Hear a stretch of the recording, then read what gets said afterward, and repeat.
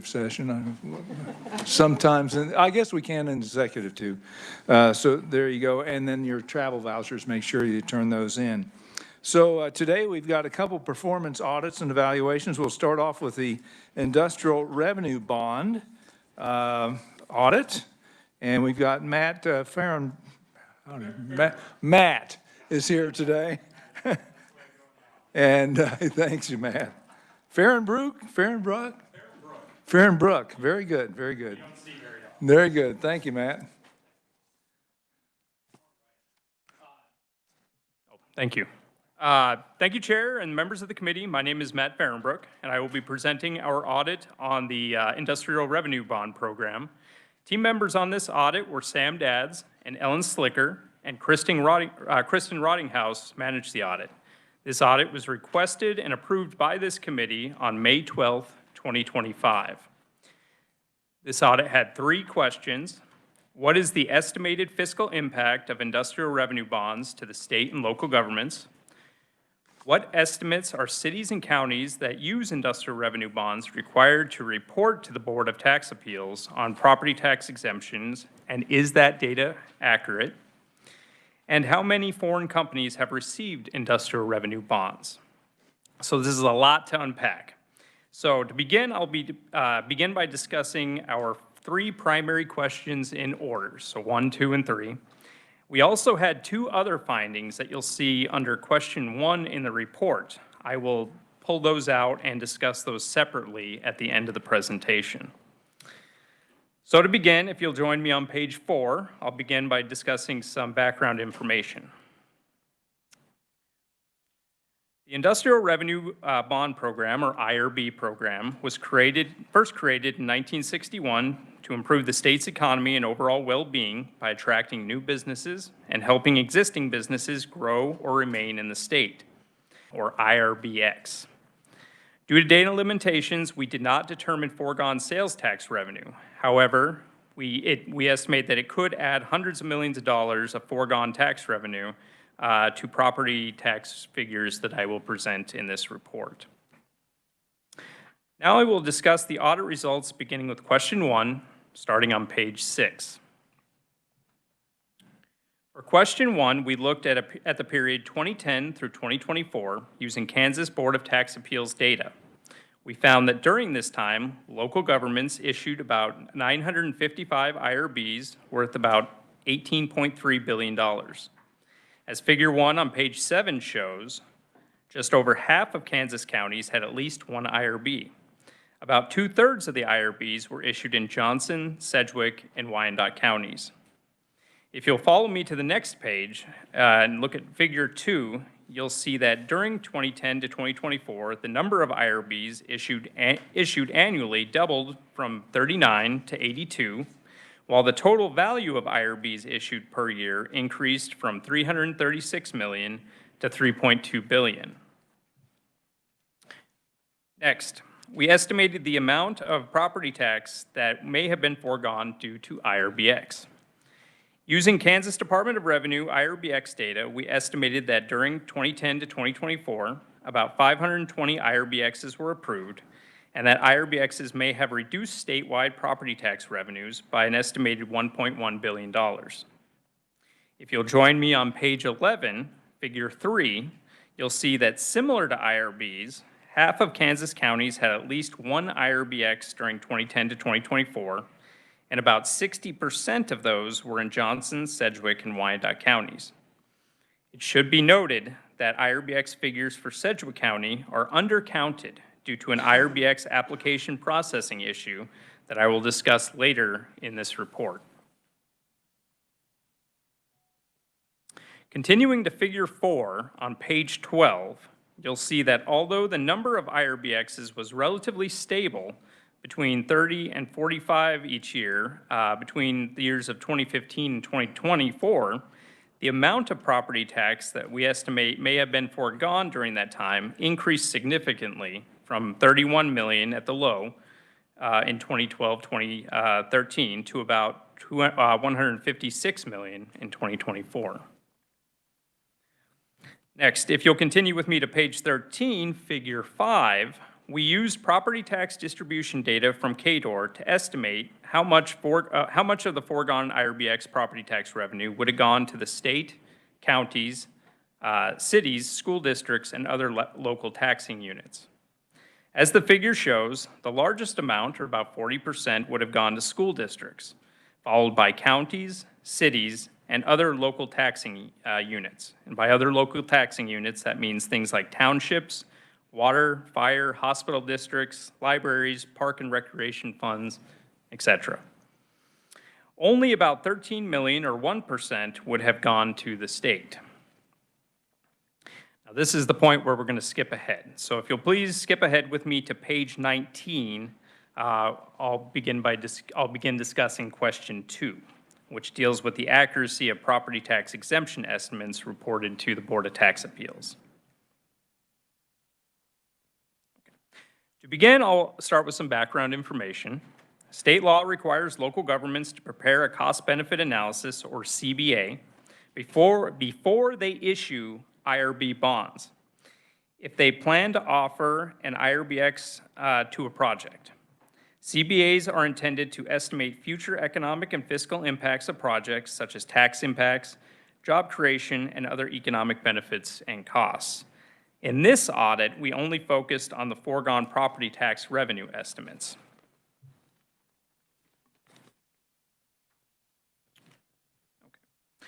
So, we reviewed 23 IRBXs issued by 5 local governments to identify differences between CBA estimates of foregone property tax revenue and actual foregone property tax revenue amounts provided by county appraisers. The local governments included Lenexa, Olathe, Park City, Shawnee County, and the unified government of Wyandotte County and Kansas City, Kansas. To determine actual foregone property tax revenue amounts, we used data provided by county appraisers on the appraised value of the 23 project properties, applicable assessment rates, and mill levies and pilots, or payment in lieu of tax payments, which some local governments require businesses to pay to partially offset foregone property tax revenue. For projects that had completed their exemption period, we compared estimates and actual amounts of foregone property tax revenue for the full exemption period. For the 15 projects with active exemptions, we only looked at the years completed through 2025. We did not project outcomes for the remainder of the exemption period. So, for example, if an active IRBX project had an exemption period of 2021 to 2030, we only looked at the first 5 years of the exemption. If you'll continue with me to page 22, figure 6, I'll discuss our results for question 2. As figure 6 shows, the estimates of foregone property tax revenue in the 23 CBAs we reviewed were between 94% lower, and in one case over 6,000% higher than actual county appraiser values. We identified several main issues that we think can caused CBA's estimates to be off, although I would estimate that, or emphasize that most CBAs had multiple issues. First, a few of the CBAs underestimated foregone property tax revenue because they underestimated the property's final appraised value, or the percentage of the property value that would be exempt. For example, a CBA for a large distribution facility assumed that the appraised value of the property would be only $30 to $40 million in the first year of the exemption period. However, the property appraised for $167 million. The exemption has several years left, but the CBA estimates have been about 90% lower than actual appraiser actuals.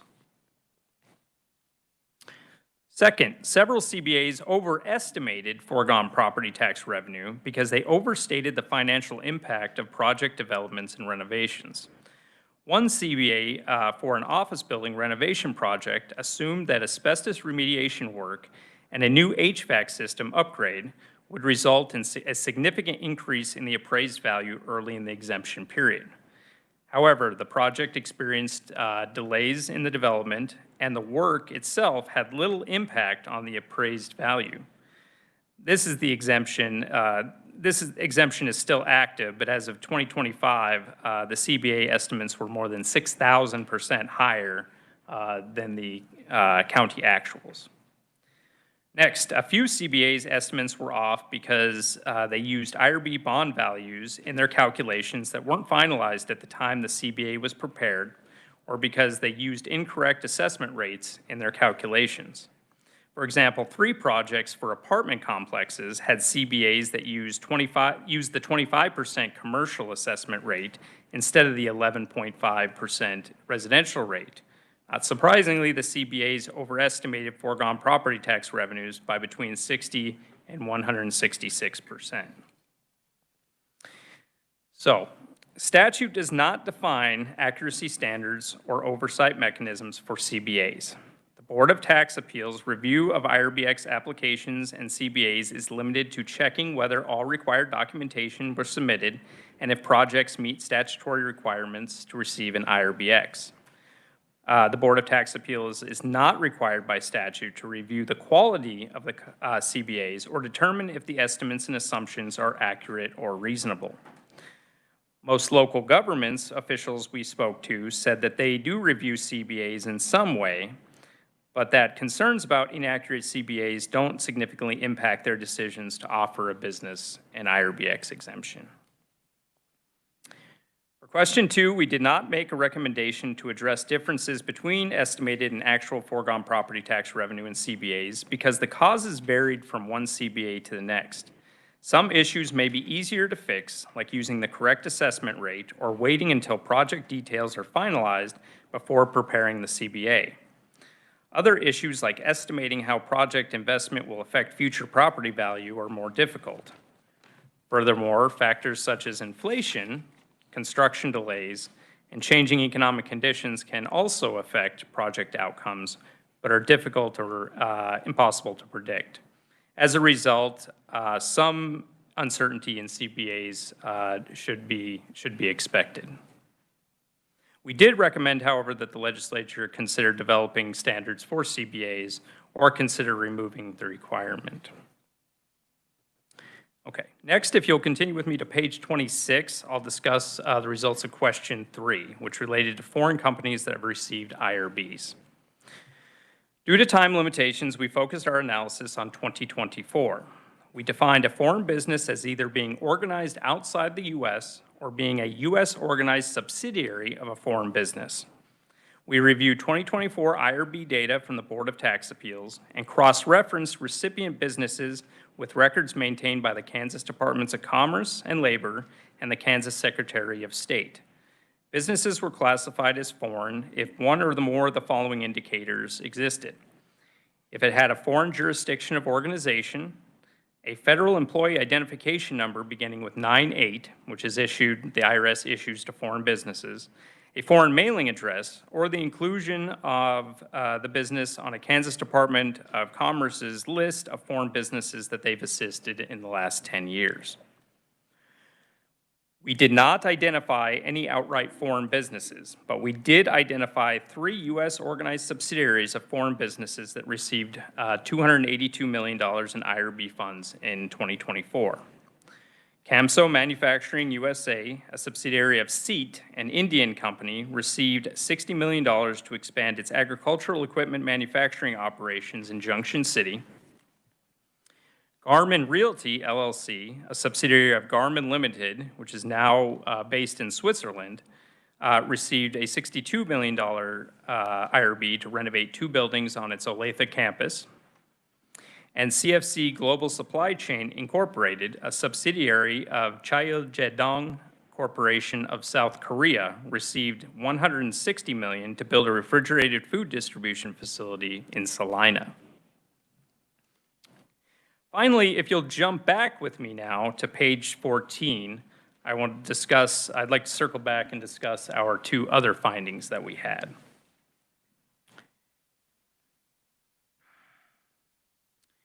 The first finding was related to the processing of IRBX applications in Sedgwick County. State law requires local governments that want to offer an IRBX to submit an application provided by the Board of Tax Appeals to their county appraiser. The county appraiser is supposed to review the application, verify the property's value and eligibility, recommend to approve or deny the IRBX, and then forward the application and recommendation to the Board of Tax Appeals for final approval or denial. County officials told us in the course of this audit that they were still assessing the situation, but at the time of this audit, they had identified at least 112 IRBXs dating back to 2015 that weren't properly sent to Board of Tax Appeals for approval. However, they said that this may have been an issue for up to 30 years. They explained that a former official responsible for processing IRBX applications didn't submit many of the applications to the Board of Tax Appeals for approval. The former official sent some applications, but not others, and current officials couldn't explain why. This is an issue because by statute, property taxes are not collected while an IRBX application is pending. If a county appraiser delays forwarding an application, a taxpayer may not pay taxes on a property for multiple years before Board of Tax Appeals issues a final decision.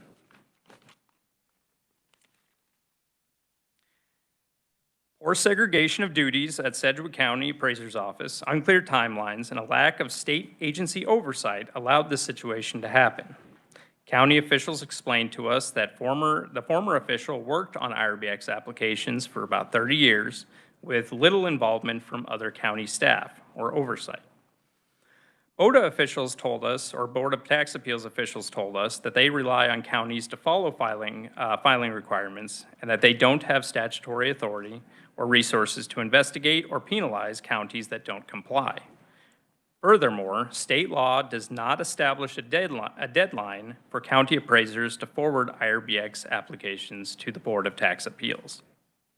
The current county appraiser has taken steps to prevent this from happening again, and we have recommended that BOTA take action to establish a deadline for submitting applications and a tracking process to better help them identify missing applications. Continuing to page 17, I'll discuss our second other finding. The second other finding relates to data quality issues at the Department of Revenue. We identified several issues with the department's IRBX data and reporting. When we compared KDOR's statistical report of property assessment and taxation to underlying data that we requested, we found that some exempt property values for IRBX properties were missing or inconsistent. We also found that statistical reports were missing about $51 million in pilot payments from 2020 to 2024 for Johnson County and Wyandotte counties. We worked with KDOR to identify and correct errors where possible. However, it's unlikely that we identified and corrected every error. That's why we refrained in this audit from providing county-level statistics. We recommend that KDOR take action to ensure the quality of the county data it receives from counties. As part of this audit, we made several recommendations, as I've mentioned throughout the presentation, to BOTA and KDOR. Those can be found on pages 28 through 30. And at this time, I would be happy to stand for any questions. Thank you, Matt. There's a lot to unpack there. Committee, any questions? Senator, well, let's go to Representative Francis first. Had to put my glasses on for a sec. Thank you. Little brain cramp. Yeah. Thank you. So one question I have, I was looking at the Sedgwick County Appraiser Office issue. Yep. And it says that 112 of the IRBXs hadn't been approved, but then it also said that they had BOTA docket numbers. Is that correct? They did. So How do you get a docket number if you never got the approval? So BOTA receives a couple pieces of information in the IRBX process. So when IRBs, when they want to issue an IRB, local governments are required to file an informational statement that includes information about the project that's going to be funded with IRBs. That gets funded, or I'm sorry, that gets sent to BOTA, and they give that a docket number and kind of book it so that people can reference it. That's the docket number we're referring to. The IRBX, when that application is sent up to be applied for, when I'm sorry, when the application is submitted and then sent by the county appraiser up to BOTA to be approved or denied, that is also issued a separate docket number. So they had the informational docket number, but not the approval docket number? Yes. We looked at a small sample of these because it was not our core focus of the audit, and we were able to confirm that they had it looks like the local government did submit the informational statement, but they just Never didn't. got it approved, and Or they don't IRB. have a way to track that they're getting an informational statement on something that hadn't been approved? That is our understanding, yes. Okay. Senator Tice, oh, well, you want to move? I've got several in a row. I think Senator Clay is who I saw next. Thank you, Mr. Chair, and thank you for that. That was a great audit, I think. It was very interesting to go through. And now that you have reviewed, I believe you said 31 of the cost-benefit analysis across, I think it was 2 audits, so like 8 in 2022, and then you did 23 here, is that correct? That is correct, yep. So the estimates, from what you said, range from 94% under to about 6,000% over, which is just stultifying to think about. But and your own report said, I believe that most local officials disregard them. One even saying that that they just talk business or something like that. So here's my question. Let me just get this out real quick. Did your team find a single instance, just one, where the CBA, the cost-benefit analysis for those watching at home, actually changed a decision to grant or deny an exemption? Because if the answer is no, then the statute isn't really requiring an analysis. It just seems like it's some sort of compliance theater that's happening, and you know, we have these billion-dollar revenue decisions being looked at without really any rigorous study, which you know, as a taxpayer, I would find that to be more than a little problematic. So in the 23 that we looked at, we did not see that situation. However, we interviewed all the local governments that the 23 that we looked at. And they did say that there were instances where they might get a cost-benefit analysis back that did not have a ratio that they liked or didn't have numbers that they liked. They said that in those cases, they were more likely to work with the business to try to revise the proposal to get things looking more acceptable, as opposed to just outright denying it. Follow up real quick. yes. I just quick follow up on that, and maybe this is outside your wheelhouse, but I'm just curious if just you might have a suggestion, like that they have an economist look at this. So, you know, if something, you know, if there's something other than the CBA, or maybe a more rigorous CBA, or do we just drop the CBA? I mean, if it's just viewed as a speed bump and people are just filling it out willy-nilly and coming up 6,000% off, it really doesn't seem like it's providing any value. And that's why we didn't make recommendations about it, because it's such, the 23 CBAs, they really did vary in their circumstances.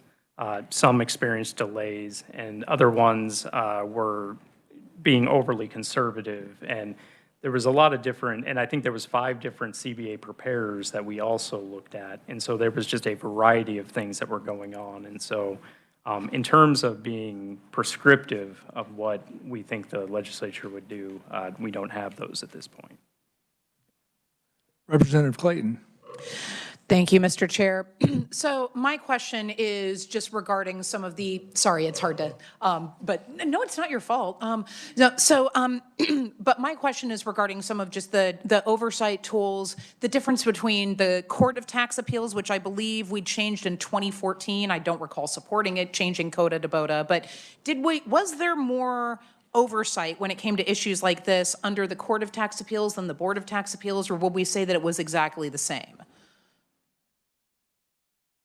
I may have to get back to you on that one. I don't think that we did that much historical analysis on that, because Right on, yeah, it was over a decade ago, so like, I hear you, so. Yeah, and our sample did not go back that far. We were relatively recent in our sample. Thank you. Okay. Representative Williams and Senator Petty. Okay, thank you, Mr. Chair. I just have one question. My question may be beyond the scope of question number one, so let me know. It's the estimate fiscal impact was 1.1 billion for the 500 plus IRB X's, but the time span went for 14 years. So some of them would have finalized whatever their benefit up to 10 years. So were you able to discern at all if there was an increase in, the fiscal, the revenue for these local governments in those off years beyond the 10? Or is that beyond the scope? And if it is beyond the scope, could it be, that would be something that you could use with your economic development algorithms if it were in the scope, I guess is the question. So you're suggesting, you're asking if we looked at the impacts of after the IRBXs went back to being taxable. Right, since we had 14 years to look at. Yeah, we did not look after the fact, after the exemption periods were completed. That was outside the scope of this. And in terms of using economic, we would have to look into that. We have used Bartik's model, as you all know, in the past for economic development audits, and I'm not familiar with that to the point that I'd be able to say whether that's something we could do. Mr. Chair, just a simple comment. If we look at criteria in the future, that would be something I would think that the cities and counties would have to include, that they would have to review it after that 10 years and see what measurable increases to their property tax after the 10 years. Thank you. Good suggestion. Senator Petty.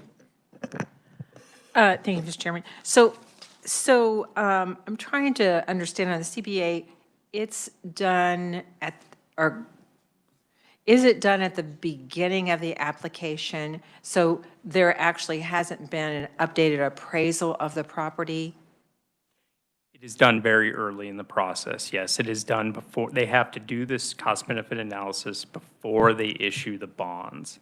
And so a lot of these times, these projects, unless they're using their own funds, haven't even gotten their funds to begin their project yet.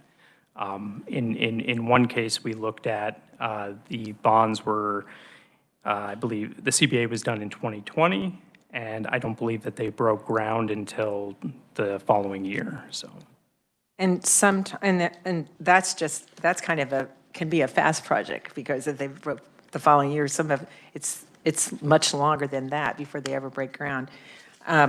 So that's kind of one of the issues that when it comes to the cost-benefit analysis. When you looked at the foreign ownership, and it appeared that there's very little, but when on the company that, the Garmin, was that actually a subsidiary of Switzerland at the time, or did it become a subsidiary of the Switzerland company after the IRB was issued? I would have to double check on that, but I believe that it was it was a subsidiary at the time. At the time. But I will double check on that and get back to you. And all of these are, these three are active projects. Yes, yes. Active exemptions. I believe their projects have been or completed or are close to completion, but active exemptions, yeah. Right, right. I mean, I am familiar with the one in Junction City, so yes, it is an active project with looks at expansion as well. I noticed on the recommendations, at the number 4, the legislature should consider amending the statute to either require and enforce standards about the accuracy of the CBAs or consider eliminating the requirement altogether. Just from your comments and from what we're seeing, it does beg whether it actually is important to the project. In terms of whether it's important to the local governments? I mean, the local government, but as a requirement, I mean, one, it's done at the very beginning, and it doesn't really reflect what the value of the property is, because it hasn't been appraised, reappraised.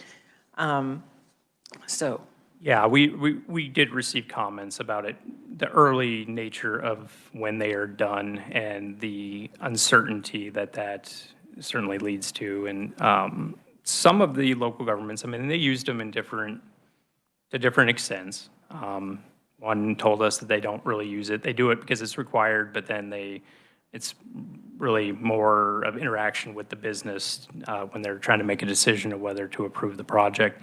Others said that they review them, try to understand them, try to look at bottom line numbers and ratios to see if it looks like it's something that'll work. And as I mentioned to Senator Clay's, they would work with businesses to help them improve their proposals.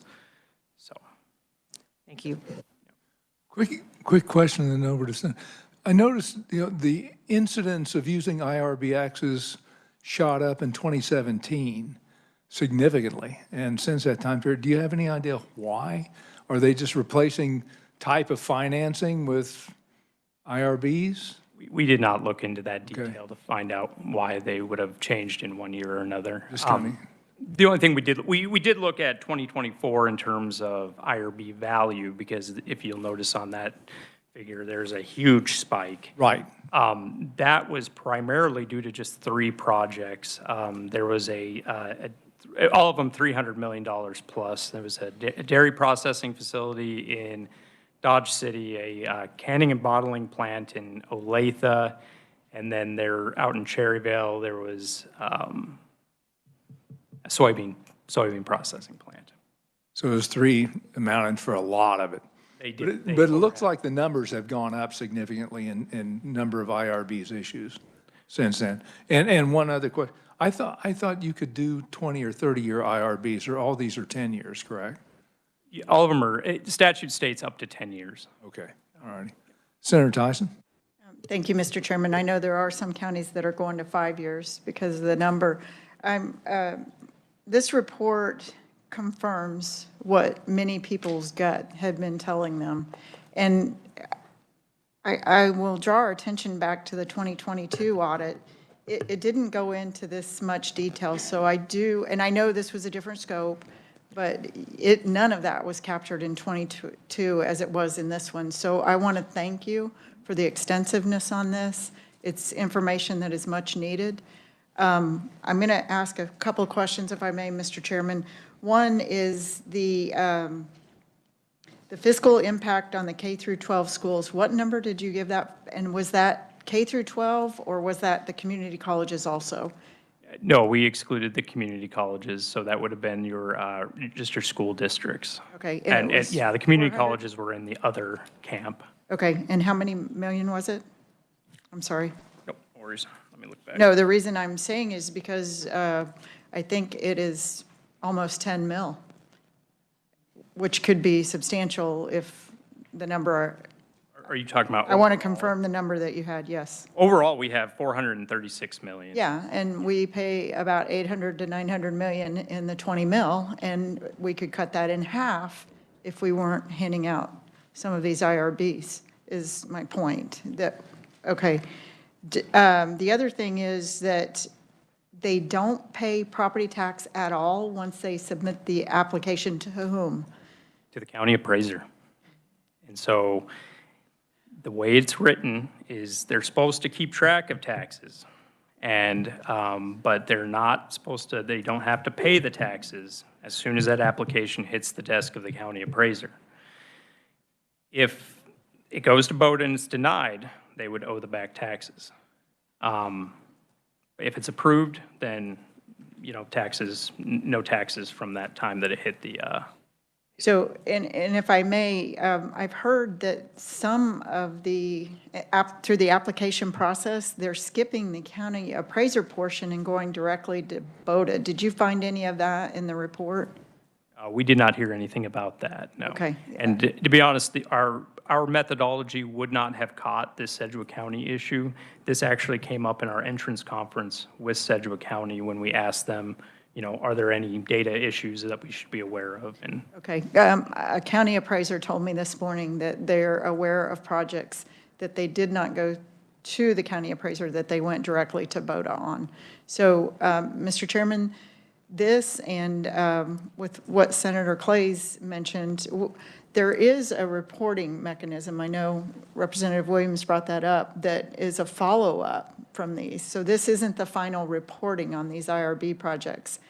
And I'm going to suggest and hope that the committee would agree with a 100-hour audit to look into the reporting mechanism as the projects are in progress and completed, so that we can take a little bit of a dive in that too, because I think this exposes where we need some changes or sunsets on some of these programs. I will go as far as a sunset. I know not everybody in this room would, but we do need to put guardrails and parameters on.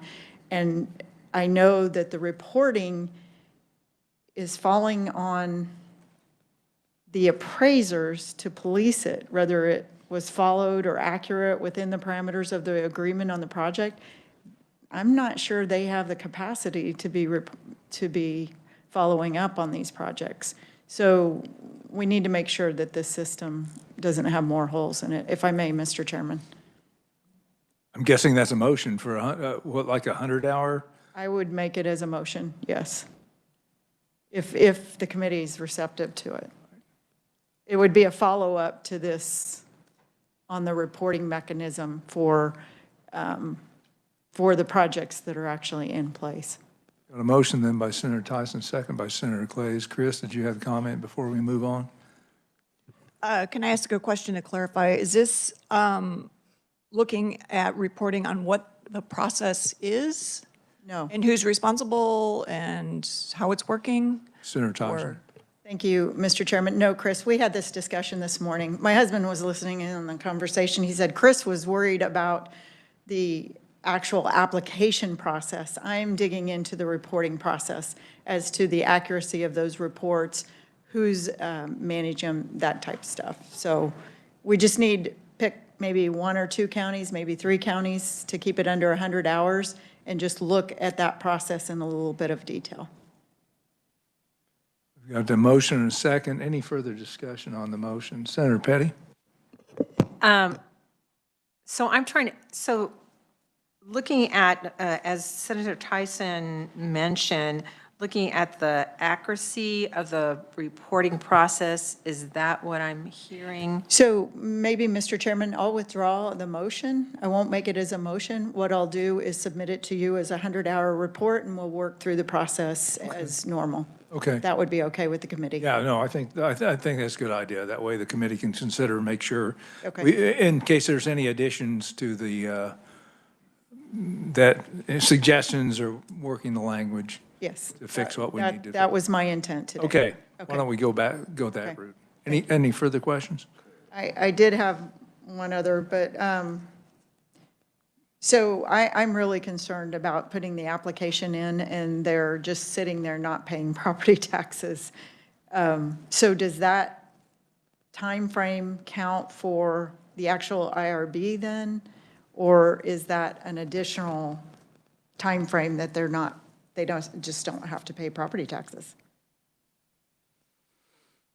I don't know how to answer that right now. I can reach out to the county appraiser and see how they're viewing this. This is an extraordinary situation that shouldn't be happening, but yeah, I would say that it would be, but that's me. Additional time is what you're saying.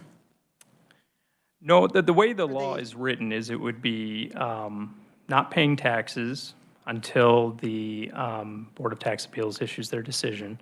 And if they approve it, then the clock would have began when they stopped paying their taxes. Okay, and it's my understanding the IRB doesn't have to be 100% exclusion. It can be proportional or a percentage of. Correct. Yes, it's up to the county. Yeah. Yes, so we're giving them a lot of leeway on these projects, Mr. Chairman. I'll yield in case somebody else has questions. Yeah, Representative Tarwater does. And then Senator Clays after that. Thank you, Mr. Chairman. So I want to clear something up. The chairman asked a question about the duration of the IRBs, and you thought it was 10 years, but I don't know that our statute limits it to 10 years. We have some IRBs that go to 15 or even longer, and that's just basically a loan. but it only qualifies for 10 years on the property tax. I'm sorry, I may have misunderstood. I thought you meant the IRBX program. IRBX is up to 10 years. Yes, correct. The IRB they can even refinance them in the future. So Yeah, I've that- seen as much as 30, I think. I don't believe it's limited by statute. Yeah. Sorry. So my question is, when they refinance it or do a second IRB, can they also qualify for a second IRBX? Our understanding is that if they are just refinancing, no, because the IRBX would have been tied to the property that was included in the original IRB funding. Now, if they were to refinance and do additional work, say they built another building or something and they wanted to refinance what was left of the IRB and roll it into a new portion of IRB. My understanding is that that could be a part of a new IRBX because it would be new property that was not previously exempted. Does that make sense? It does, and so would you be able to tell us approximately how many times that happens, or how often that would happen? How often there's a refinance? Well, like if they have a 10-year abatement, and then they come back and reconstruct something, get a second 10-year abatement. We did not do that work, that level of work. We could probably easily find out how many times there's been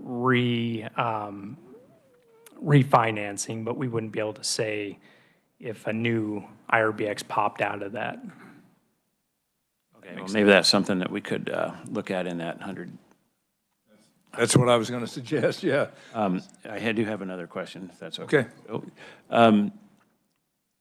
So can any taxing entity give these IRBs and/or property tax abatements, or is it only the city? It's cities. Cities got it in 1961, and I believe, I don't remember when, but 1980s, counties were added. And then the Kansas Finance Commission, I apologize, I don't have the name exactly, but. FA? Yeah. But it is primarily cities and counties. And then is everyone else forced to participate in that? Like the schools, do they have a say? Can they say, no, we don't want to give ours up?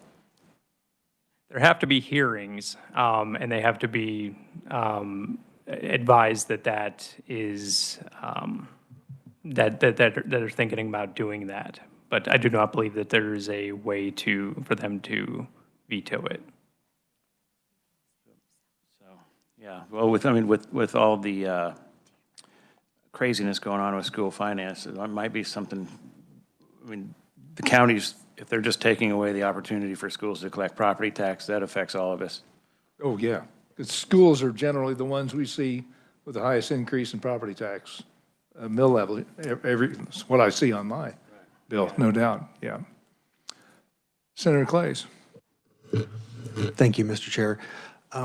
Your report puts foregone property tax revenue at $1.1 billion. And to your credit, I think on page 13, you mentioned that's a maximum because some of these projects wouldn't exist without the exemption. And you can't lose taxes on a building that was never built. But the word foregone, that's what's going to travel, right? And so, half the people in this building might say, well, it's a $1.1 billion giveaway, and the other half might say that it costs nothing. And your report says both of those interpretations would probably be wrong because the honest answer is somewhere between 0 and 1.1 billion. But that is the headline that gets reported. I'm just wondering if there is another term that might better capture that or not be so carry so much baggage with it, maximum potential, or I think at the federal level, I looked this up, what they say something like gross taxes abated or something like that might help capture that. But actually, my real question is, because that's just a little niggle, but I'm just wondering if there is a methodology that would capture the cost. Is it a net benefit in most cases to have these? Is it in no cases? Maybe we're losing. I feel like that's the piece that really isn't being answered, but it provides the most light as to how effective IRBs are. I mean, I'm just spitballing here because I'm not as steeped in it as you obviously have been, but I'm just wondering if there's some sort of ground truth we can get to if we say, how much tax revenue was being, did it provide, and then 10 years later, obviously you'd have to have more of a longitudinal study, but just it feels like we really aren't capturing that. And if you've put any thought into it, I would appreciate your feedback. Yeah, we certainly considered that. If you look at our 2022 report, we actually did econometric modeling of the 8 IRBXs that we looked at to get to that type of conclusion. And we did find that they were generally a benefit to the communities that they existed in.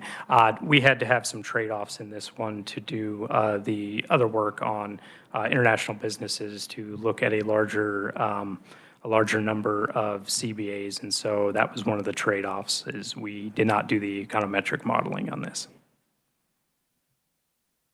Okay, Matt, stay on time. I think we better probably, unless there are any further questions, we've got one more from Senator Tyson. Yes. Thank you. Just a quick comment on the 2022 audit. That is not you actually said that there were questions as to the effectiveness of these programs in the report. Not you personally, but the report. Okay. So it didn't say, yes, they are successful, they move on. In fact, yeah. Okay, thank you, Mr. Chairman. Sorry, I just didn't want that hanging out there. Thank you. Appreciate that very much. Thank you, Matt. Appreciate the report. Committee, we have Kristen Wheeler from Board of Tax Appeals here with some prepared remarks, and we also have Department of Revenue officials available for questions as well after Kristen. Welcome to Legislative Post Audit, Kristen. Thank you, Senator Thompson and members of the committee. Appreciate the opportunity to be with you here today. My name is Kristen Wheeler. I'm chair of the Board of Tax Appeals. With me, I've got Jonathan Roberts, the executive director. I did submit written testimony on this, and our responses to the legislative post-audit report are contained within there directly. I don't want to read those to you or belabor our written comments. I just want to make a couple of statements as to the recommendations that were made for BOTA in the report. The first recommendation was that the board work with the legislature to establish a deadline for county appraisers to submit exemption applications to the board once they receive them from a local entity. The board has no objection to that. I'm not sure that you necessarily need the board's input for the legislature to create that deadline. The additional information we wanted the legislature to have when considering that is that we have no enforcement mechanism over county officials. We don't have a way to monitor county systems to know when an appraiser has received an exemption application and failed to forward that to us. The audit suggestion also doesn't recommend any sort of enforcement mechanism for what happens if a county appraiser were to submit that application to us after the deadline. Would the remedy be that we deny the application and effectively punish the potential taxpayer for the county appraiser's failure to forward the application? Without a deadline, without a remedy is maybe helpful, but I don't know that it would necessarily fix the situation that was presented in this audit report. So we just wanted the legislature to consider that. The second recommendation that was made for BOTA was to establish a monitoring mechanism to determine when we have an informational statement submitted that isn't later followed up by an exemption application. We have no general objection to establishing that kind of monitoring mechanism. We would ask that when the legislature is considering giving us some statutory authority to do so, that you also consider additional staff commitments that would require, additional potential computer programming that would require for us. As I know, Senator Tyson is very familiar with our budget requests in the past due to staffing and workload constraints that we currently have. The other point I wanted to make is that, again, there's no deadline established in the statute now for a county's appraiser to submit an application to us. There's also no set time frame when an exemption application could necessarily be expected after an informational statement. Every project is a little bit different. So we can't say in 100% of situations, we ought to have the exemption application, for example, on day one of 18 months.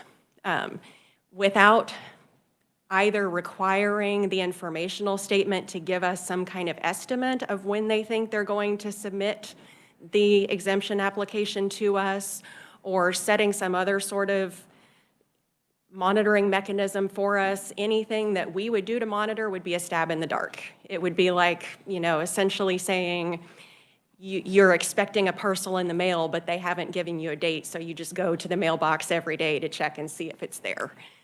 I think that would be a lot of administrative work for our staff. And so what we would be wanting the legislature to consider is giving some more parameters to help us make that monitoring more effective. With that, I would stand for any questions the committee may have. Thank you, Kristen. I think we got at least one, Representative Francis. I almost made that mistake. Thank you, Mr. Chair.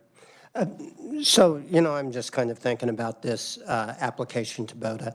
Is the application to BOTA, is it more of one of administrative compliance than cost benefit for the community?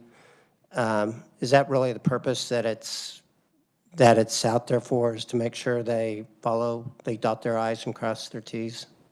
Right now, the way the statute is written, the BOTA is not mandated to perform any sort of qualitative analysis over whether an application is likely to live up to its promises or not. It is, were the statutory requirements met, was the cost-benefit analysis performed, Right. and were all the other steps met in the appropriate periods of time, and if so, the project qualifies. So it's more of an administrative review than weighing in on whether it's an appropriate project? Yes. Okay, thank you. Seeing none, thank you, Kristen. I think the Department of Revenue people are here too, in case you have any questions for them. Senator Tyson. Thank you. I would ask the Department of Revenue if it can be, it's my understanding that it's an all or nothing, that you can't like have the city exemption and then the school would also be exempt, but maybe. I don't know Yeah. who do we have here from, there we go. Hey, Bob. Good afternoon, Chairman, members of the committee. Bob Kent with the Division of Property Evaluation with KDOR. I'm not, can you repeat your question? So it's basically following up on Representative Tarwater's question. Can one of the governing bodies that collects property taxes in that IRB, can it be excluded from the IRB exclusion? Or is it all of the taxing authorities have to participate in the IRB? That I do not. I don't know the question or the answer to that question. Okay. Bob, if you could research it and send it over to Chris or one of the staff, and they could supply that information via email as a follow-up. And I guess how's it being treated now? And then we'll find out what the statutes say. Okay. But if I may, Mr. Chairman. Absolutely. It isn't for Bob. This was a great audit. I didn't want to, Matt did a great job. I didn't want to pick on him, but in the 2022, I had just been reviewing it, so I knew what it had said. But it said, although we estimate the 8 IRBXs we reviewed will generate positive overall returns, none will offset their cost through higher tax revenues. So that's what the conclusion was on the last one. Thank you, Mr. Chairman. Any further questions? Seeing none, thank you, Bob. Okay, we're running a little bit behind, but not much. Next up, we have Andy Brenzo from Legislative Post Audit on the extracurricular activities policies, and want to congratulate Andy on 10 years here at Legislative Post Audit. Andy, congratulations. Thank you very much, Mr. Chair. It's been a good 10 years. Would you like me to do this quicker than I otherwise might, because since we're a little bit behind? Would that be helpful to you? Just, I'd say do what you planned on doing, but, we'll see how it goes. Okay. Yeah. Okay, so thank you, Mr. Not much Chair. behind. We're only 5 minutes or so. Okay. Members of the committee, so if you turn with me to the inside of the cover, or page 2, you will see that we're answering one question with this audit, which is, do school districts and KSHA policies comply with state laws allowing virtual and non-public school students to participate in KSHA-regulated activities? And what policies do they have for non-KSHA-regulated activities? So on page 3, you'll see that the overall answer to this is that KSHA and 19 of the 20 school districts we reviewed had written, and that's key, written policies that aligned with state law, and 16 of 20 districts said that they would also allow participation in non-KSHA-regulated activities. So I'll give you just a little bit of background here before we get into the meat of that answer. You'll see on page 3, the Kansas State High School Activities Association, which I've been referring to as KSHA and will continue to refer to as KSHA. They regulate 21 activities for 7th through 12th grades. These are listed in Figure 1. It's all of the sort of standard high school and middle school activities you'd think of, sports, drama, music, Scholars Bowl, stuff like that. If you'll flip with me to page 4, you'll see at the top there that KSHA's role in this is really to regulate a lot of aspects of these activities. So this includes things like scheduling the seasons and the competitions, setting the eligibility requirements for students and for schools, setting requirements for practices. They also are responsible for investigating and addressing compliance issues if they're made aware of those things. Further down on page 4, you'll see that since 2023-2024, state law has required school districts to allow eligible virtual and non-public school students to participate in KSHA-regulated activities at public school districts. So virtual students are public school students actually who attend classes fully online. And non-public school students are homeschooled students and students who attend private schools. And most recently, in May of 2025, the legislature amended the law requiring that school districts also allow these students to participate in any events directly related to KSHA-regulated activities that they've participated in. These are things like award ceremonies or banquets.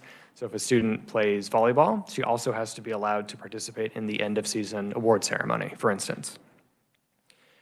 There's a few eligibility requirements in state law for these students who are trying to participate. They have to live in the district where they're trying to participate. They have to live in the attendance area for the specific school where they're trying to participate. They have to be in good standing academically and behaviorally. They have to pay required fees. They have to go to the same tryouts as everyone else. School districts can set more stringent requirements for things like academics, for instance, but anything they do that is above and beyond state law has to be equally applied to every student. They all have to be treated identically under state law. Okay, so if you'll flip with me to page 5 and 6, I will go over at a pretty high level the mechanics of how this works. So a student that is interested in participating in a KSHA-regulated activity at their local school would apply online to make this happen. KSHA takes on this role because the student is not interacting on a regular basis with someone from the local district, so it's really up to KSHA to make sure that they qualify. And you can see in the sub-bullets on page 5 the types of eligibility requirements they're looking for when someone applies to participate at a school in a KSHA-regulated activity. It's completing 5 new courses during the previous semester, being enrolled currently in 5 new courses, being in good standing, attending class, all of these types of things.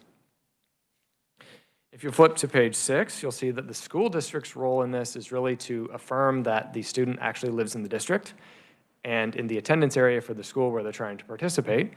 So we heard, there's no requirement in state law for how this is done, so we heard very different things from different schools. So some require something like a utility bill to prove where the student lives. Others said that their town is small enough that they sort of know where everyone lives and they know whether they live in the district. You'll see on pages 6 and in figure 2 on page 7 that this has become increasingly popular over the last 3 years. So you'll see that in 23-24, that school year, only about 600 applications were submitted for participation in CASA-regulated activities, and this has increased in the 25-26 school year as of March, which is when we collected the data, to over 1,500. So it's become increasingly popular over the last 3 years.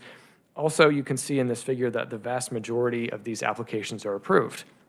So 88% were approved for participation. Only 7% were denied. And if you flip to figure 3, you'll see the reasons why. So 212 applications were denied. There were 230 reasons for denial because some students got more than one reason. But you'll see the top couple are academic. So it's simply not passing enough classes in the previous semester and not being enrolled in enough classes in the current semester. And then there's a smattering of other types of reasons, but the majority of them are academically related. Switching gears at the bottom of page 8, this is below figure 3, to non-CASA regulated activities. The story is very different. State law gives school districts the discretion to decide what they're going to do and whether they're going to allow virtual and non-public school students to participate. It's completely up to their discretion. There's no requirement that they do that. So on page 9, we get into our methodology a little bit. So we reviewed CASA's policy for the 2025-2026 school year to see if it aligned with state law. And we reviewed a selection of 20 districts out of the 285 in the state for the same school year to see if they complied with state law. The districts we reviewed are listed in Appendix A, and they reflect a variety of different geographies, so they're from different parts of the state. They have different sizes of high schools. They are, some are urban, some are rural, some are suburban, and they have different virtual student populations. This is not a statistically projectable sample, but because of the variety, we think it gives a good indication of what's going on statewide. We don't have any reason to think that these 20 districts are special in some way. So we think it's a good cross-cutting selection. At the bottom of page 9, you'll see that we found that CASA's policy for the 2025-2026 school year complies with state law. It mirrors the language used in state law. It has the same types of eligibility requirements, so there's no concerns there. Flipping to the next page, 19 of the 20 districts that we reviewed had adopted written policies that aligned with state law. So this was a template policy that was provided by the Kansas Association of School Boards. And 19 of the 20 districts adopted it. A few of them made minor tweaks to it that were in alignment with state law. They didn't put extra burdens on virtual or non-public school students, but in general, they simply adopted this policy. The fourth bullet on page 10, you'll see the one district that didn't have this. They told us that they hadn't adopted a written policy at all. They said that because state law and CASA required this, that they were doing it and didn't feel like they needed a written policy. We think from our perspective, from a risk mitigation perspective, it's better to have a written policy to make it clear what the district and district officials are supposed to do in a situation like this. So we recommended that they adopt one, and they agreed to do that. At the bottom of page 10 and onto page 11, you'll see that we also reviewed ancillary documentation like student handbooks and documents available on their websites to see if they aligned with their written policies, which did all align with state law. Now, we found 4 districts had some ancillary documentation that hadn't been updated to align with the written policy that they had adopted. It was things like not aligning with the statutory requirement that districts allow virtual and non-public school students to participate in the directly related events. There was a couple that had guidance documents that didn't align with the requirement that districts can't require any attendance at in-person classes beyond classes that everyone has to take. We recommended that all these districts update their ancillary documentation to align with their official written policies that they'd adopted, and they agreed to do so.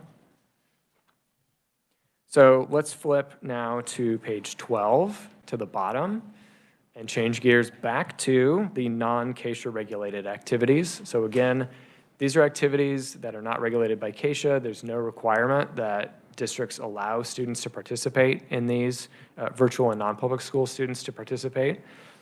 They include things like Future Farmers of America, National Honor Society, school trips, school dances.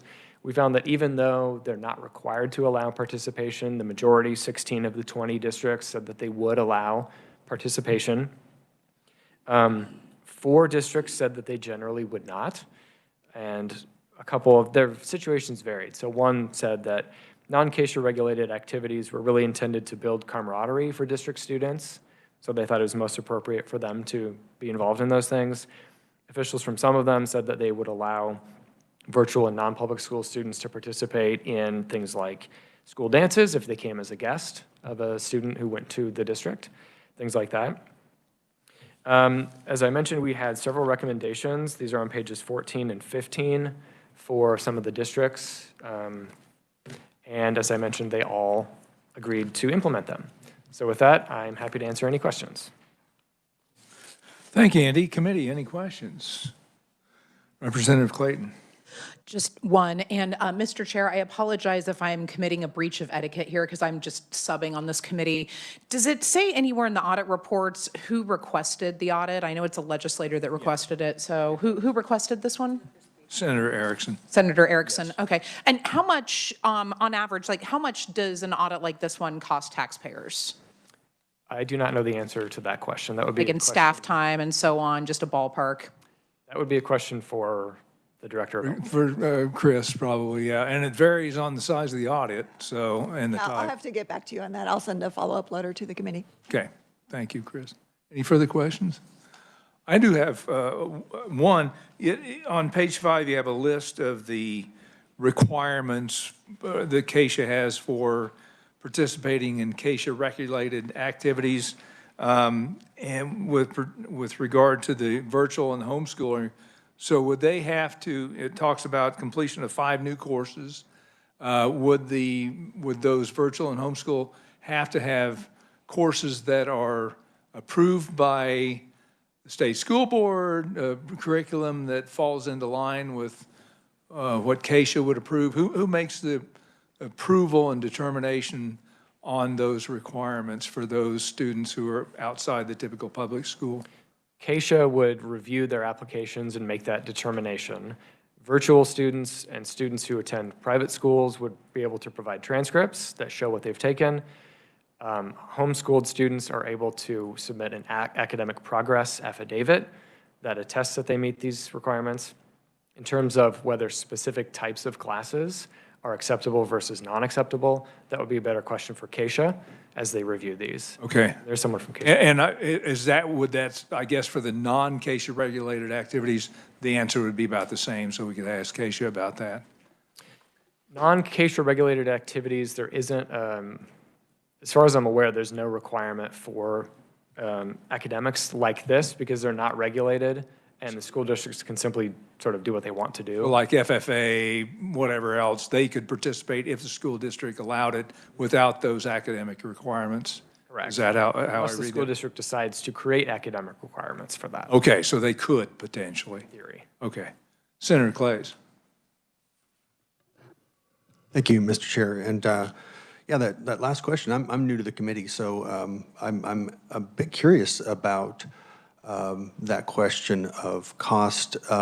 When you do that, are you looking at costs that exceed, for example, the salaries and benefits of the individuals working? Is that what we're looking at, or are we looking at taking each individual that you have working in legislative post-audit on this particular topic and then using their wage over X number of days to determine that? I ask because I think that a fair understanding of that wouldn't be that it costs X amount if you are employed here and you're going to be employed here regardless of what the audit is. It's really an opportunity cost of this audit versus another audit, not necessarily an actual appropriation.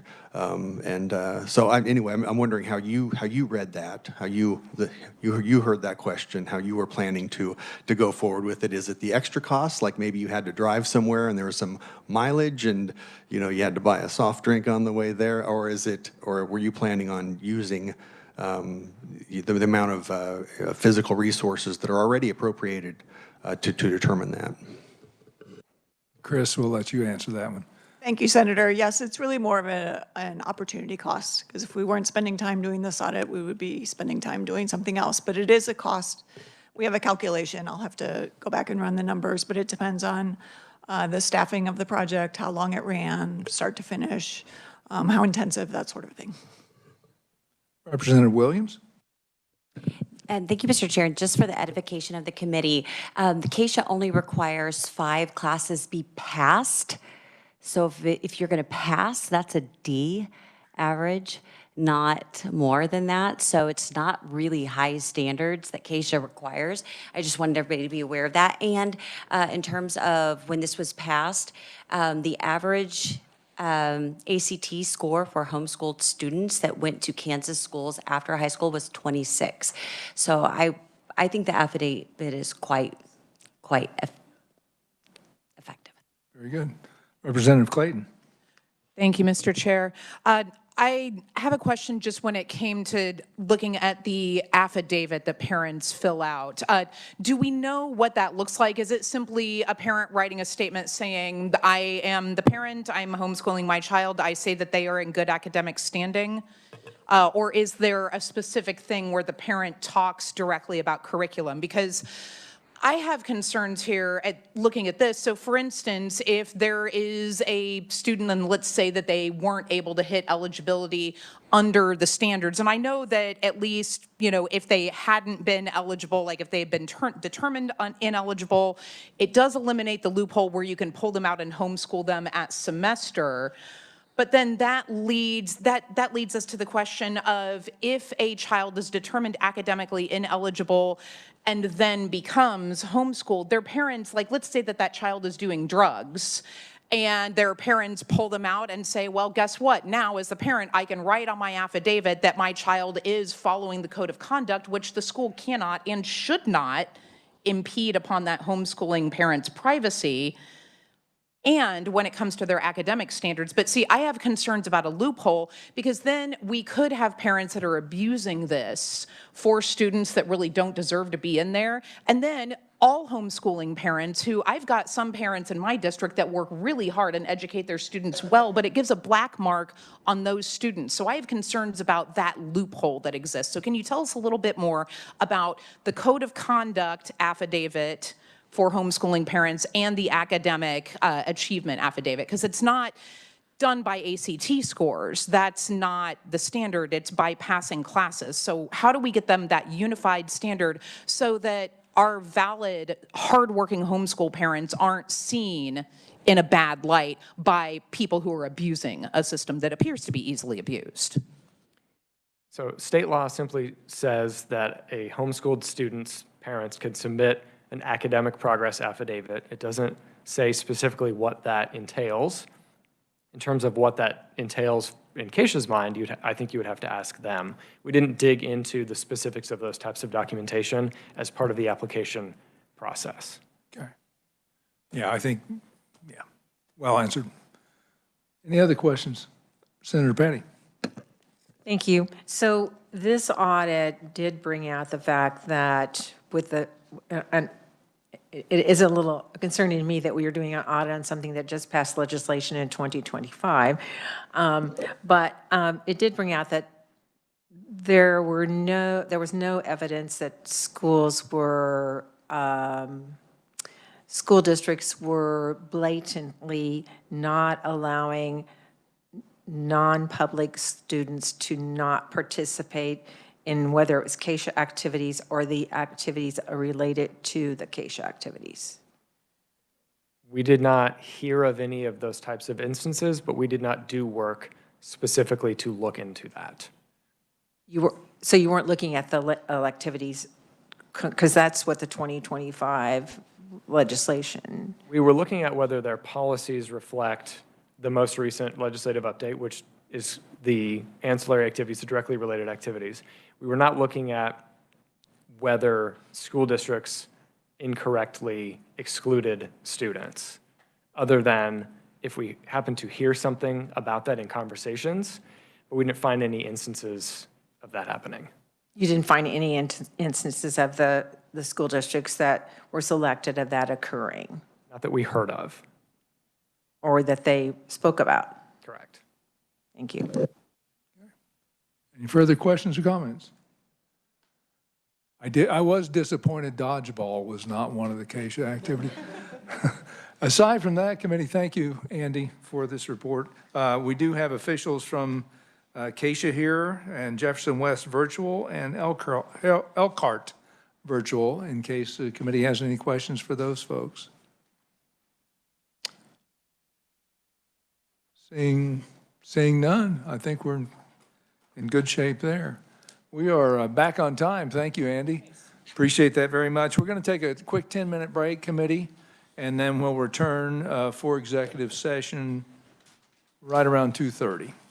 We are in recess.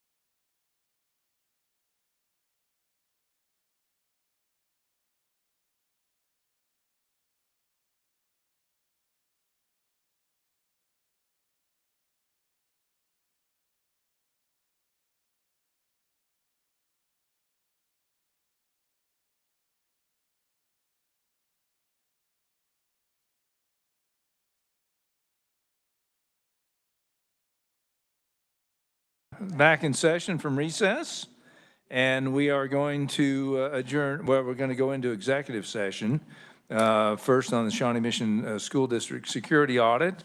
Let me get the list of people who are allowed to be in the room first from Chris before we have the motion. Thank you, Mr. Chair. Those in attendance for the IT security audit of Shawnee Mission School District, committee members, Drew Lane, Executive Director, Bill Schaefer, Director of Network Infrastructure, and from LPA, Katrin, Alex, Olivia, and myself. Very good. So we'll accept the motion then from, and reminder, do we have anybody online? Okay, no members online.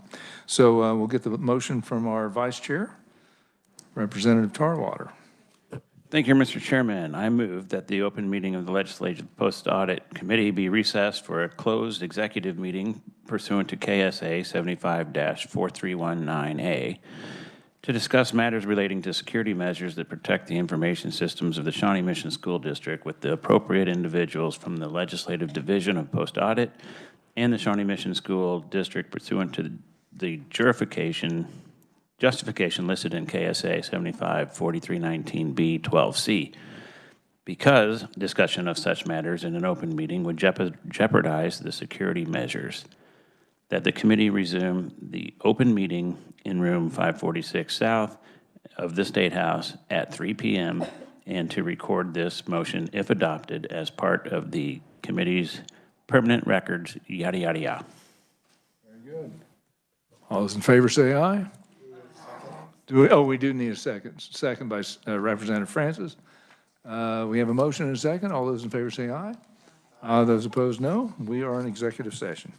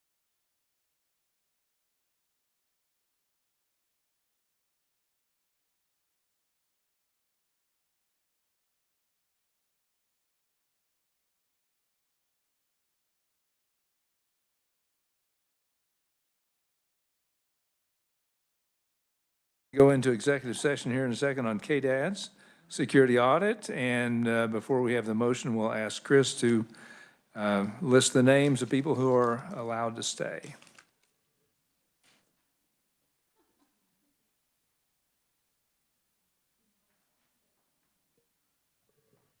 Okay, this is for the IT security audit of the Kansas Department of Aging and Disability Services. Those allowed to remain in the room are from the agency, or representing the agency, are Brad Ridley, Thomas Pagano, and Jeff Maxon. And from LPA, Katrin, Alex, Olivia, and myself.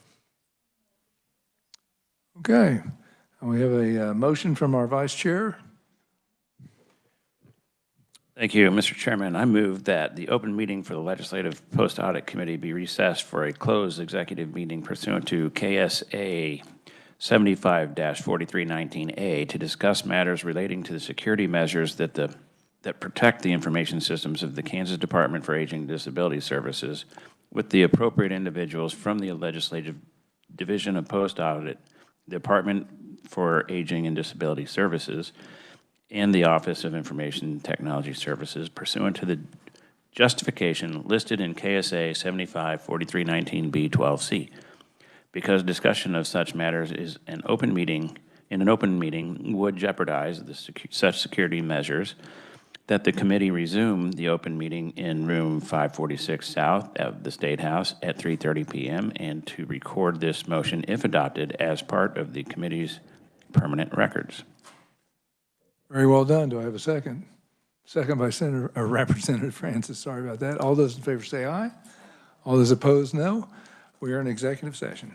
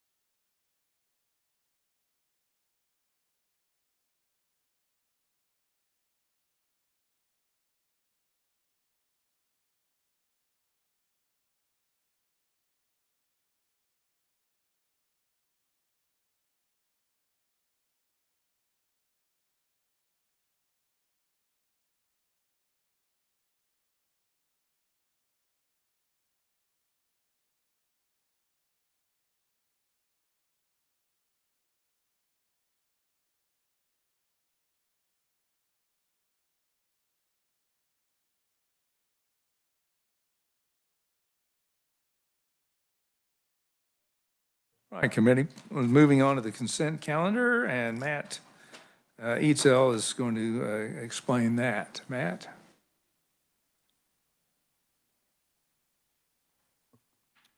Thank you, Mr. Chair, members of the committee. My name is Matt Etzel. I'm going to go over the consent calendar with you all today. If you want to turn with me in your notebooks, I'm going to be on tab A. There are 3 things on today's consent calendar. The first item is going to be approval of the minutes from our last meeting, which was on May 18th. Those minutes are included as attachment A in your notebooks. As a reminder, members can abstain from the approval of the minutes if they were not present at the last meeting. The second item is accepting the performance audits that were presented today. So that's going to include the 2 performance audits you heard earlier, reviewing the reporting and accuracy of fiscal effects of industrial revenue bonds, and reviewing certain KSHA and school districts' policies related to student participation in extracurricular activities.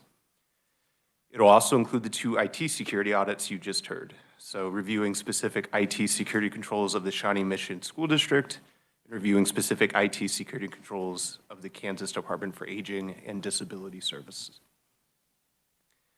The third item on the consent calendar today is the approval of 2 limited scope audits, which you can see in attachments B and C.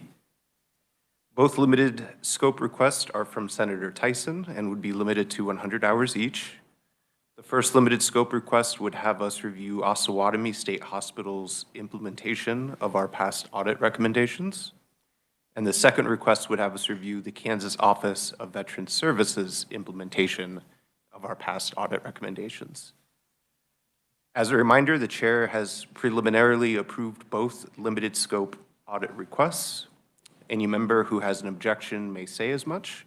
But otherwise, if there are no objections, then the items on the consent calendar will be considered approved. I'm happy to stand for any questions. Thank you, Matt. Committee, any questions? Anyone like to abstain from the minutes? I abstain. Representative Clayton, thank you very much. Anybody else? Senator Petty? I abstain, I wasn't present. Oh, you wasn't? Okay, very good. Seeing, okay, are there any motions to object to the consent calendar? Seeing none, that is approved. Oh, Senator Petty?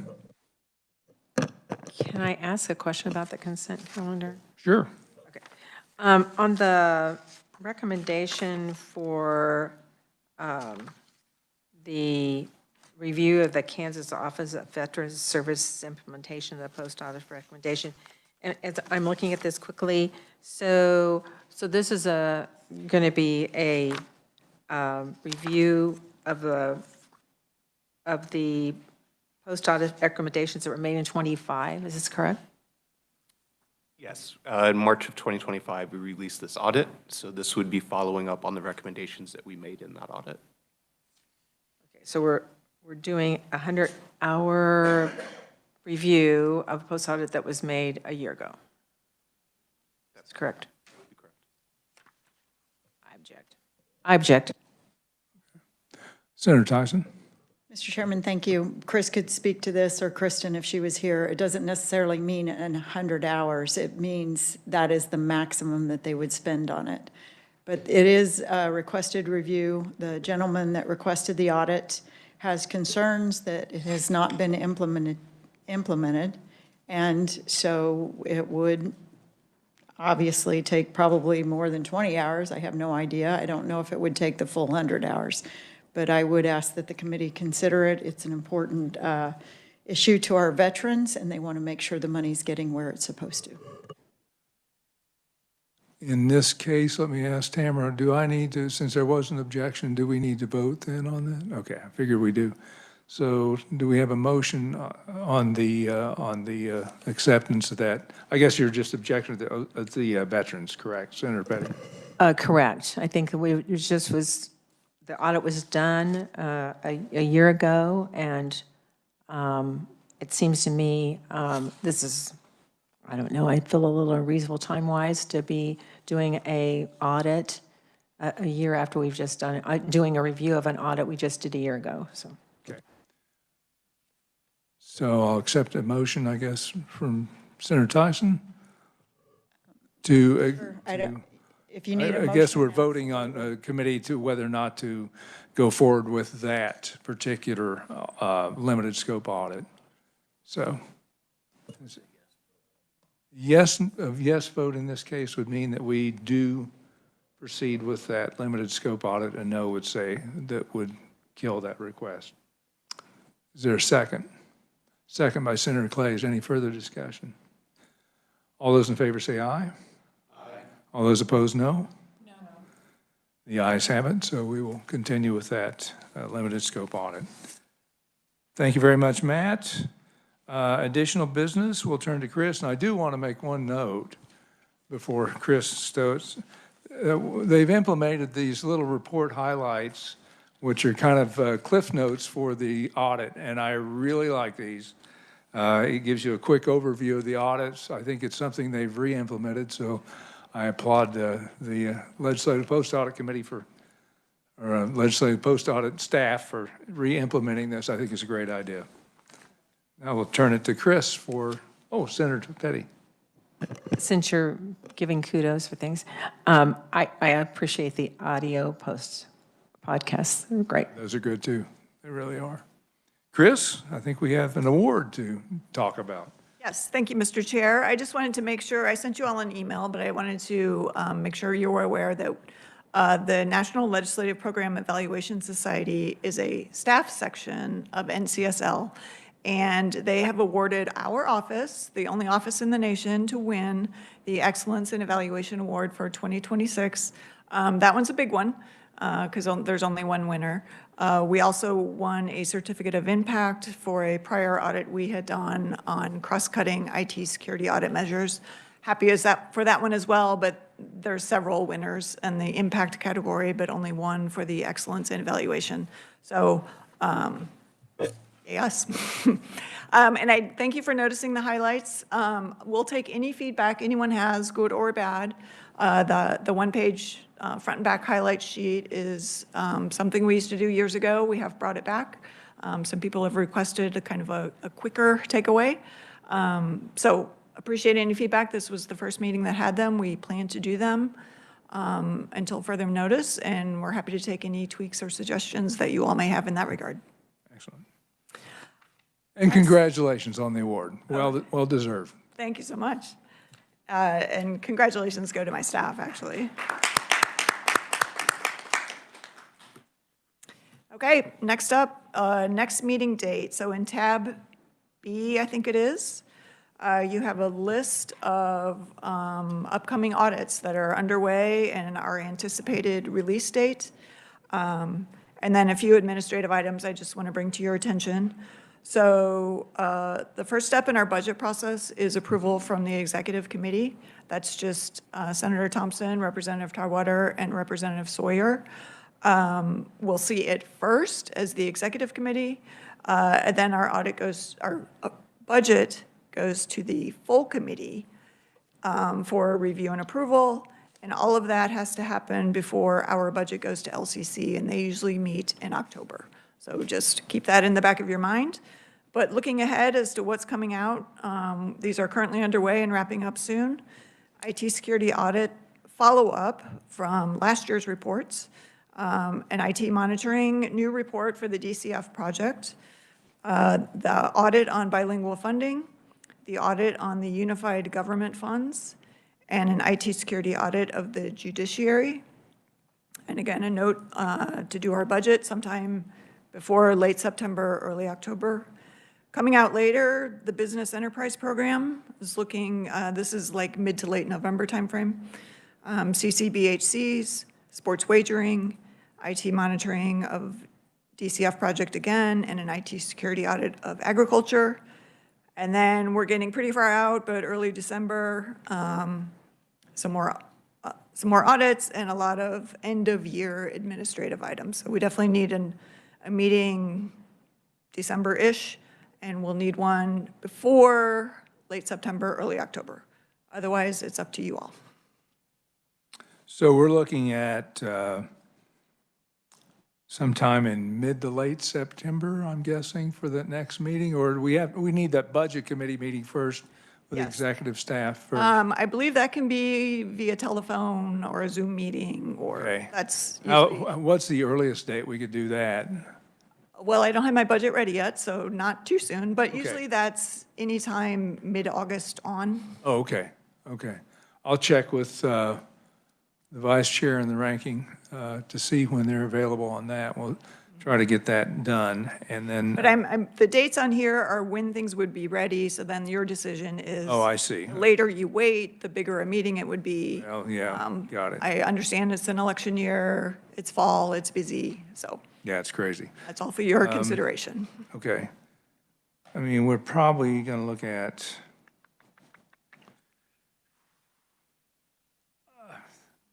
my wife has put up with me for 50 years, and our anniversary is in September, so it's going to be very late September.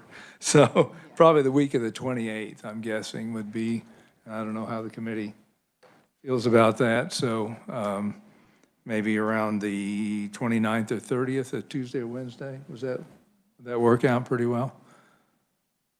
I think we'll shoot for that, Let's shoot for the 30th. Sounds That good. works out, okay. And then I'll get with Representative Tarwater and my Vice Chair Sawyer, or Ranking Minority Sawyer on the rest. Okay. Any other business? Senator Petty. So I know you're still, we'll be deciding this, but so the meeting, if you have one September 30th, are we looking at this same sort of timeframe? Chris, I mean, what, Oh, let's see, IT security, monitor, I'm just looking at unified. maybe a little longer, but yes. Probably You about mean like length of meeting or morning or afternoon?